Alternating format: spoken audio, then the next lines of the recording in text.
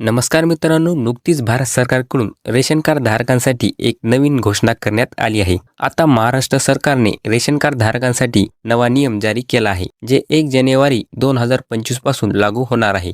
तर मित्रांनो, नियम जाणून घेण्यापूर्वी चॅनलला नक्की सबस्क्राईब करून ठेवा, जेणेकरून अशाच प्रकारचे महत्त्वपूर्ण व्हिडिओज तुम्हाला पाहायला मिळतील. तर चला मित्रांनो, सर्व नियम जाणून घेऊया. तर यापूर्वी रेशन कार्ड धारकांना 3 किलो तांदूळ आणि 2 किलो गहू मिळायचा. तो आता 2.5 किलो तांदूळ आणि 2 किलो गहू झाला आहे.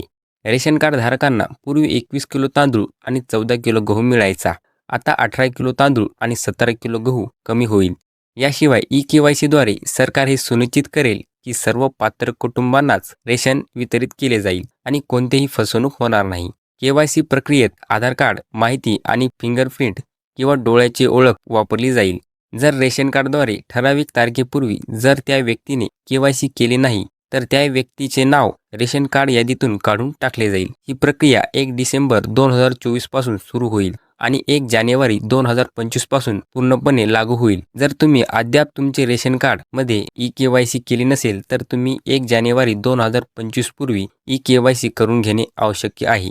31 डिसेंबर 2024 पूर्वी तुम्ही के-वाय-सी न केल्यास, त्यामुळे तुमचे नाव 1 जानेवारी 2025 रोजी रेशन कार्डमधून काढून टाकले जाईल. यानंतर तुम्हाला रेशन कार्डचा लाभ मिळणार नाही. त्यानंतर दुसरा नियम पहा. तुमच्याकडे कोणत्याही प्रकारचे रेशन कार्ड असेल आणि तुम्ही 3 महिने रेशन घेतले नसेल, तर अशा धारकांना 4थ्या महिन्यात रेशन दिले जाणार नाही. त्याचे रेशन कार्ड बंद होणार आहे. सर्वसाधारणपणे तुम्हाला दर महिन्याला रेशन कार्ड गोळा करावे लागणार आहे, अन्यथा तुम्ही या योजनेपासून वंचित होऊ शकता. आणि तिसरा नियम पहा.